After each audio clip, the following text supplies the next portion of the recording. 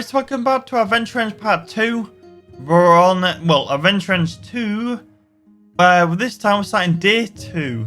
Now, so I had to replay Day 1, but I pressed all the same choices, so you don't have to worry about that. We're on Day 2 now, though, so things might get a little bit weird now. I mean, it started off a little bit weird, but it wasn't too bad, basically. But I'm assuming it's going to get pretty bad. I mean, why wouldn't it? So, if 15 minutes pass and the teacher doesn't show up, we can leave, right? That was what, like, always happened at school. We just, like, walk away.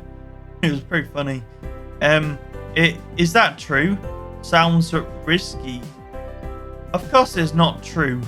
If you want to risk your grade and your education, then it's up to you.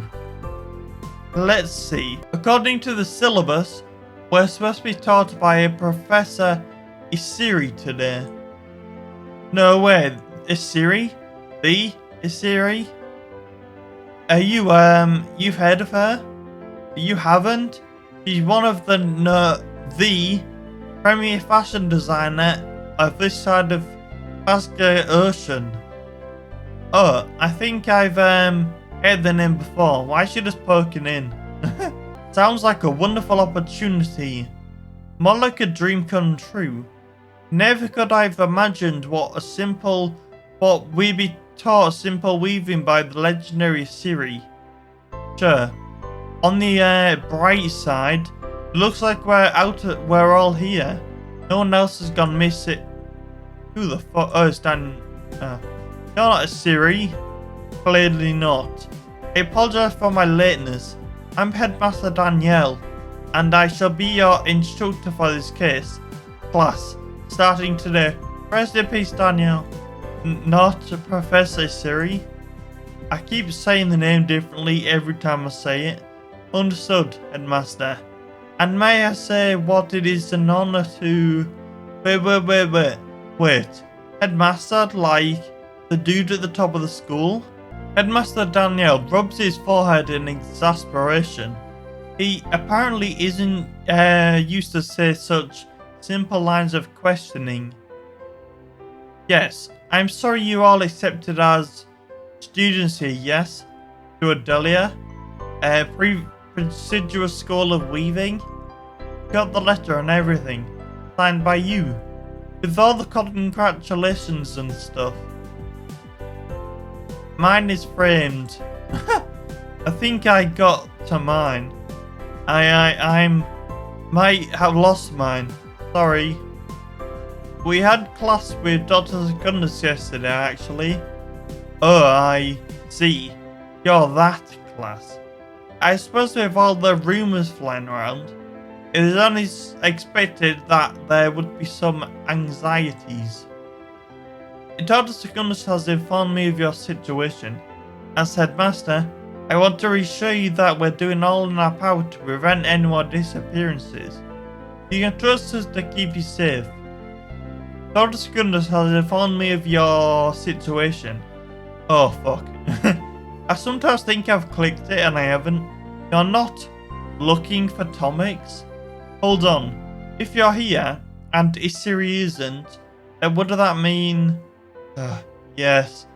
It's not only the students that have been affected. Professor Isiri went missing sometime this morning. Oh no. Another twist to the puzzle. All of the students began muttering amongst themselves at this revelation. Headmaster Danielle looks over to the sacred makes sense. Scared and worried face of the students before him, and sighs deeply. You must not let these tragedies distract from your studies.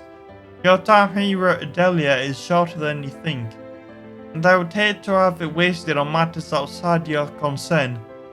It's not really much of not a concern, is it? You've got students going missing, and teachers, and yet you're still at school? Doesn't make sense, does it? If we can all settle down, please. Turn to page 6 of Applied Weaving for Beginners. Threads to follow. With a few residual mutters, everybody reluctantly opens their books and begin taking notes. But as Headmaster Danielle begins describing the appropriate uses of basic materials, you feel your eyelids grow heavy as you drift into sleep. Oh, I'm falling asleep again. I thought it was going to be like a one-time thing, but it seems to be something that I'm going to be doing a lot. I know you can hear me. You awake with a jolt, being shaken awake by your fellow students.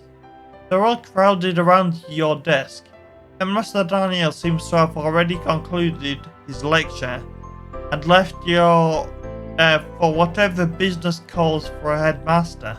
How disrespectful. Shut up. You are a blue dickhead and don't like you. I'm sure he has just tired. I get it. Sometimes you need a nap. Are you okay, Midnight? You look a little pale. You look up at the worried faces of your peers, all looking quite concerned for you, and nervously waiting for a response. He's not really worried about me. I'm sorry. I'm sorry I slept well last night. Maybe I'm getting sick. Oh no. That wouldn't be good. Especially on your first week. You didn't have to make any excuses. You didn't... Oh. Buzzing out. Make sure you're taking care of yourself, Midnight. Need your help to the bottom of what's going on. About that. And now that everyone's awake and present, we should discuss what we're going to do. Agreed. The disappearance of students and faculty presents the great challenge to our education here. It's actually the most major concern at the moment, but what can we do? We're all just new students, we can't weave or anything. Normally I'd be all up for just letting whatever happens happen. But yeah, this probably isn't a good thing. Yeah, we can't let this continue. We have to try. You find yourself nodding along. If the teachers aren't able to control the students, it's up to the students. Seems we're all in agreement then. So now we gotta figure out what to do next. Whatever or whoever is causing the disappearances has to be connected to the school. First thing first, do we even know how to trust each other? What if one of us is responsible? This again? That can't be it. Alexander. That can't be it, Alexander. Dr. Secundus told us that Tommy's disappearing was just another in a string of them. Which means they must have started before we showed up, I think. What's up with him? It just looks like he's seen something nasty. Right. So as Mars said, we have to find out what's causing the problem. We also have to try and stop more people from vanishing. I'm more curious about why the phenomenon is happening. There is a pause as everyone considers how to best proceed. Looks like you all can't decide again. What if we tried splitting up into groups? Dr. Secundus assigned, with how many of us they are, might help to focus rather than argue. Rather surprisingly solid suggestion, Maz. Watch it, boy. The smaller groups sounds nice. But for me, I suppose that would be for the best. Everybody splits off into their pairs in different areas of the classroom, and shaking off the last vestiges of your earlier nap, you make your way to the wake your way over to the group. You head over to Hawk group to find Alexander with his face buried in an open book, while Fairy's face is silent in silence, staring closely at him. As you approach Alexander, closes the book with a snap, causing Faye to look around in panic before seeing you. Hi Midnight, thanks for, as Faye tries to untie her tongue, you start to wonder if Alexander was actually reading, or if he was just pretending for dramatic effect. It's about time he joined us. Is everything okay? Students and faculty are disappearing, and the dilemma is distracting me from my studies. So no, everything is not okay. We need to get to the top of this. We need to find out why it's happening and put a stop to it. Maybe there's a pattern to the disappearances, like in mystery stories. It's possible, but I'm certain the answer will lie in whatever secrets this school is hiding. What kind of secrets? I'm not sure yet.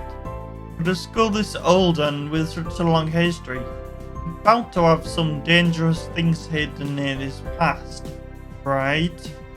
But maybe, what if it's the vengeful spirit of a deceased student who died in the weaving accident and now haunts the school, luring unexpected folk to their own demise in an attempt to sate eternal loneliness?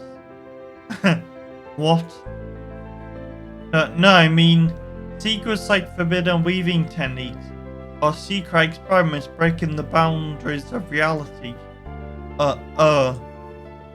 There's an awkward silence. Where's the face of incredulity? Don't know what that means. At Faye's suggestion, I like how she standing in the back. While Faye seems to be engrossed in scribbling something in her notebook, it looks like it's up to you to bridge the gap. I'm gonna side with Faye. Fuck Alexander is annoying. What are you writing, Faye? I've got an idea for a story, so write it down before I forget. This isn't a story, it's reality. Stories are often based on reality. Right. The legends we're about to probably embellished, but writing helps to sort things out. That's true, I will admit. I would have probably... Fuck. I'm sorry, Faye. I misjudged your open-minded approach as sheer illogical fancies. But midnight has opened my mind to the unlimited potential of such an imaginative approach. I said like 2 words. And now he's like, oh yeah, sure. Wait, what? Okay, that sounds good. You spend the rest of the afternoon. I am an idiot. I'm sorry. But Faye and Alexander seem happy enough. Just reading until it's time to head back to your dorms. As you settle down to rest in your bed, you think of the events of the day. The mystery has deepened. You've made friends with your group. What will tomorrow bring? Probably death and destruction, and another little sprinkling of death on top. End of day 2. Sweet dreams. That was like the weirdest thing my voice has ever done. Either way, that was a pretty short day. But either way, it was pretty interesting. And not much happened, but you know, it will be much happening soon, I guess. Either way, then, thank you for watching. See you on the next part. Bye bye.